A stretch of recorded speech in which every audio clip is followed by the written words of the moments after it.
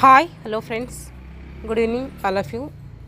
MRL study studio ಚಾನಲ್ಗೆ ತಮಗೆಲ್ಲರಿಗೂ ಸ್ವಾಗತಿಸುತ್ತಾ, ಇವತ್ತಿನ ತರಗತಿಯಲ್ಲಿ ದೈಹಿಕ ಶಿಕ್ಷಣ ಶಿಕ್ಷಕರ ಒಂದು ಪಠ್ಯಕ್ರಮಕ್ಕೆ ಸಂಬಂಧಪಟ್ಟಂತಹ ರಾಷ್ಟ್ರೀಯ ಭಾವೈಕ್ಯತೆ ಈ ಒಂದು ಟಾಪಿಕ್ ಮೇಲೆ ಇವತ್ತಿನ ತರಗತಿಯಲ್ಲಿ MCQ ಅನ್ನು ಮಾಡ್ತಾಯಿದ್ದೀನಿ. ಈ ಹಿಂದೆ ನಾನು ರಾಷ್ಟ್ರೀಯ ಭಾವೈಕ್ಯತೆ ಮೇಲೆ ತರಗತಿಗಳನ್ನು ಮಾಡಿದ್ದೀನಿ. ಆ ಒಂದು ಟಾಪಿಕ್ ಮೇಲೆ ಇದು MCQ ಆಗಿರುತ್ತೆ. ಯಾರು ಆ ತರಗತಿ ನೋಡ್ಕೊಂಡಿಲ್ಲ, ತರಗತಿ ನೋಡಿಕೊಂಡು ಆಮೇಲೆ MCQ ಬಿಡಿಸಿ ಅಂತ ಹೇಳ್ತಾ ಇವತ್ತಿನ ತರಗತಿಯನ್ನು ಪ್ರಾರಂಭಿಸೋಣ.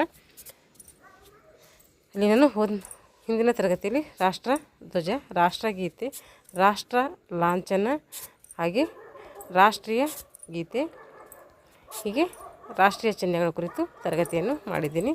ಅದರ ಮೇಲೆ ಇರುವಂತಹ ಪ್ರಶ್ನೆಗಳು, ಮೊದಲನೇ ಪ್ರಶ್ನೆ ಬಂದುಬಿಟ್ಟು ಪ್ರಪ್ರಥಮ ರಾಷ್ಟ್ರಧ್ವಜವನ್ನು 1906 ಆಗಸ್ಟ್ 7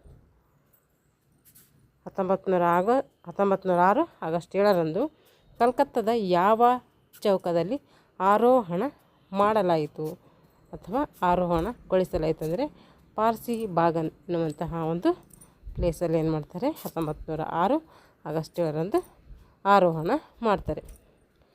ಭಾರತದ ರಾಷ್ಟ್ರಧ್ವಜವನ್ನು ನಿರ್ಮಿಸಿದವರು ಯಾರು ಅಂದರೆ ಪಿಂಗಲಿ ವೆಂಕಯ್ಯನವರು ಭಾರತದ ರಾಷ್ಟ್ರಗೀತೆಯನ್ನು ರೆಡಿ ಮಾಡಿ ಗಾಂಧೀಜಿಯವರಿಗೆ ಅರ್ಪಿಸ್ತಾರೆ, ಅಂದರೆ ಅವ್ರ ಕೈಗೆ ಒಪ್ಪಿಸ್ತಾರೆ.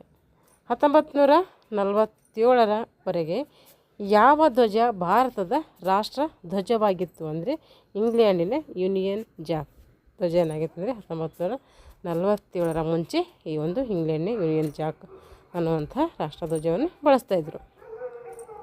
ಭಾರತದ ರಾಷ್ಟ್ರಧ್ವಜಕ್ಕಾಗಿ ಪ್ರಪ್ರಥಮವಾಗಿ ಹೋರಾಡಿದಂತಹ ವಿದೇಶಿ ಮಹಿಳೆ ಯಾರು ಅಂದರೆ ಮೇಡಮ್ ಭಿಕಾಜಿ ರುಸ್ತುಂ ಕಾಮ.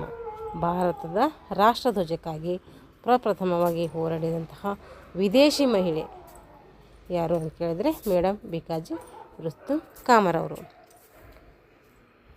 ಆಗಸ್ಟ್ 22, 1907ರಲ್ಲಿ ಯಾವ ಅಂತಾರಾಷ್ಟ್ರೀಯ ಸಾಮಾಜಿಕ ಸಮ್ಮೇಳನದಲ್ಲಿ ಮೇಡಮ್ ಭಿಕಾಜಿ ರುಸ್ತುಂ ಕಾಮರವರು ರಾಷ್ಟ್ರಧ್ವಜವನ್ನು ಆರಿಸಿದರು ಅಂದರೆ ಜರ್ಮನಿಯ ಸ್ಟುಟ್ಗಾರ್ಟ್ನಲ್ಲಿ. ಆಗಸ್ಟ್ 22, 1907ರಲ್ಲಿ ಯಾವ ಅಂತಾರಾಷ್ಟ್ರೀಯ ಸಾಮಾಜಿಕ ಸಮ್ಮೇಳನದಲ್ಲಿ ಮೇಡಮ್ ಭಿಕಾಜಿ ರುಸ್ತುಂ ಕಾಮರವರು ರಾಷ್ಟ್ರಧ್ವಜವನ್ನು ಆರಿಸಿದರು ಅಥವಾ ಹಾರಿಸಿದರು ಅಂದರೆ ಜರ್ಮನಿಯ ಸ್ಟುಟ್ಗಾರ್ಟ್ನಲ್ಲಿ. ಪಿಂಗಲಿ ವೆಂಕಯ್ಯನವರು ರಾಷ್ಟ್ರಧ್ವಜದ ಮಾದರಿಗಳನ್ನು ತಯಾರಿಸಿ ಯಾವ ಪುಸ್ತಕದಲ್ಲಿ ಪ್ರಕಟಿಸಿದರು ಅಂದರೆ ಮನುಜಾತಕಂ ಎಂಬ ಒಂದು ಪುಸ್ತಕದಲ್ಲಿ ಪ್ರಕಟಣೆ ಮಾಡ್ತಾರೆ ಇವರು. 1931 ಏಪ್ರಿಲ್ 2ರಂದು ಕರಾಚಿಯಲ್ಲಿ ನಡೆದ 2ನೇ ಕಾಂಗ್ರೆಸ್ ಅಧಿವೇಶನದಲ್ಲಿ ರಾಷ್ಟ್ರಧ್ವಜ ನಿರ್ಮಾಣಕ್ಕಾಗಿ ನಿರ್ಮಿಸಿದ ಕಮಿಟಿಯ ಅಧ್ಯಕ್ಷರು ಯಾರಂದರೆ ಪಟ್ಟಾಭಿ ಸೀತಾರಾಮಯ್ಯ. ಇಲ್ಲಿ ಸದಸ್ಯರು 6 ಜನ ಇರ್ತಾರೆ, ಒಟ್ಟು 6+1 7 ಜನ ಏನಿರ್ತಾರೆ ಸದಸ್ಯರಾಗಿರ್ತಾರೆ. ಅಂದರೆ 1931 ಏಪ್ರಿಲ್ 2ರಂದು ಕರಾಚಿಯಲ್ಲಿ ನಡೆದ 2ನೇ ಕಾಂಗ್ರೆಸ್ ಅಧಿವೇಶನದಲ್ಲಿ ರಾಷ್ಟ್ರಧ್ವಜ ನಿರ್ಮಾಣಕ್ಕಾಗಿ ನಿರ್ಮಿಸಿದಂತಹ ಕಮಿಟಿಯ ಅಧ್ಯಕ್ಷರು ಪಟ್ಟಾಭಿ ಸೀತಾರಾಮಯ್ಯ ಅವರು. ಒಬ್ಬರು ಅಧ್ಯಕ್ಷರಾಗಿರ್ತಾರೆ, 7 ಜನ, 6 ಜನ ಸದಸ್ಯರಾಗಿರ್ತಾರೆ, ಟೋಟಲು 7 ಜನ ಇರ್ತಾರೆ ಇದರಲ್ಲಿ. ತ್ರಿವರ್ಣ ರಾಷ್ಟ್ರಧ್ವಜವನ್ನು ರಾಜ್ಯಾಂಗ ರಚನೆ ಸಭೆ ಅಂಗೀಕರಿಸಿತು ಯಾವಾಗ ಅಂತಂದರೆ 1947 ಜುಲೈ 22ರಂದು. ತ್ರಿವರ್ಣ ರಾಷ್ಟ್ರಧ್ವಜವನ್ನು ರಾಜ್ಯಾಂಗ ರಚನೆ ಸಭೆ ಅಂಗೀಕರಿಸಿದ್ದು ಯಾವಾಗ ಅಂತ ಕೇಳಿದರೆ 1947 ಜುಲೈ 22ರಂದು.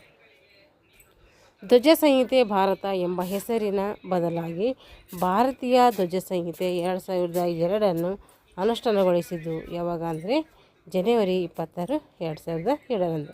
ಧ್ವಜ ಸಂಹಿತೆ ಭಾರತ ಎಂಬ ಹೆಸರಿನ ಬದಲಾಗಿ ಭಾರತೀಯ ಧ್ವಜ ಸಂಹಿತೆ 2002 ಅನುಷ್ಠಾನಗೊಳಿಸಿದ್ದು ಯಾವಾಗ ಅಂದರೆ ಜನವರಿ 26, 2007ರಂದು.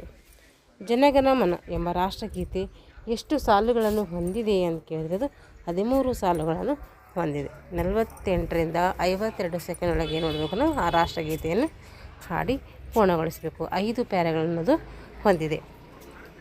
ಜನಗಣ ಮನ ಎಂಬ ರಾಷ್ಟ್ರಗೀತೆ ಎಂದು ಯಾವಾಗ ಅಂಗೀಕರಣ ಮಾಡಲಾಯಿತು ಅಂದರೆ ಜನವರಿ 26, 1950ರಂದು ಜನಗಣಮನ ಎಂಬ ರಾಷ್ಟ್ರಗೀತೆ ನಮ್ಮ ಜನಗಣಮನ ಎಂಬ ರಾಷ್ಟ್ರಗೀತೆ ಏನು ಮಾಡಲಾಯಿತು, ಅಂಗೀಕರಣ ಮಾಡಲಾಯಿತು. ಭಾರತದ ರಾಷ್ಟ್ರ ಲಾಂಛನವಾದಂತಹ 4 ತಲೆಗಳುಳ್ಳ ಸಿಂಹವನ್ನು ಯಾವಾಗ ಅಂಗೀಕರಿಸಿದರು ಅಂದರೆ ಜನವರಿ 26, 1950ರಂದು. ನಮ್ಮ ರಾಷ್ಟ್ರೀಯ ಧ್ಯೇಯವಾಕ್ಯ ಸತ್ಯಮೇವ ಜಯಂತಿಯನ್ನು ಯಾವ ಉಪನಿಷತ್ತುಗಳಿಂದ ಆರಿಸಲಾಗಿದೆ ಅಂದರೆ ಮಂಡುಕ ಉಪನಿಷತ್ತು. ಲಿಪಿ ಕೇಳಿದರೆ ಅದು ದೇವನಾಗರಿ ಲಿಪಿಯಲ್ಲಿದೆ. ಭಾರತದ ರಾಷ್ಟ್ರ ಪಕ್ಷಿ ಎಂದು ಭಾರತದ ರಾಷ್ಟ್ರ ಪಕ್ಷಿ ನವಿಲು ಅಂತೇಳಿ ಘೋಷಣೆ ಮಾಡಿದ್ದು ಯಾವಾಗ ಅಂದರೆ ಜನವರಿ 31, 1963. ಮೊದಲು ರಾಷ್ಟ್ರಧ್ವಜವನ್ನು ಬಳಸಿದವರು ಯಾರು ಅಂದರೆ ಅದು ರೋಮನ್ನರು. ರಾಷ್ಟ್ರಧ್ವಜ ಯಾವ ಆಕಾರದಲ್ಲಿದೆ ಅಂತ ಕೇಳಿದ್ರೆ ಅದು ಆಯತಾಕಾರದಲ್ಲಿ ಕಂಡುಬರ್ತೈತೆ. ವಂದೇ ಮಾತರಂ ಗೀತೆಯನ್ನು ಯಾರ ವರ್ಣನೆ ಇದೆ? ವಂದೇ ಮಾತರಂ ಗೀತೆಯಲ್ಲಿ ಯಾರ ವರ್ಣನೆ ಇದೆ? ಅದು ಯಾರ ಕುರಿತು ಹೇಳಲಾಗಿದೆ ಅಂದರೆ ಭಾರತಾಂಬೆಯ ಕುರಿತು ವರ್ಣನೆ ಮಾಡಲಾಗಿದೆ. ರಾಷ್ಟ್ರಧ್ವಜವನ್ನು ಯಾವ ಬಟ್ಟೆಯಿಂದ ಮಾಡ್ತಾರೆ ಅಂತಂದರೆ ಅದು ಹತ್ತಿ ಬಟ್ಟೆ ಅಥವಾ ರೇಷ್ಮೆ ಬಟ್ಟೆಯಿಂದ ಅದು ಅಂದರೆ ರಾಷ್ಟ್ರಧ್ವಜವನ್ನು ಮಾಡ್ತಾರೆ. ನೂಲು ಬಟ್ಟೆ ಕೂಡ ಮಾಡ್ತಾರೆ.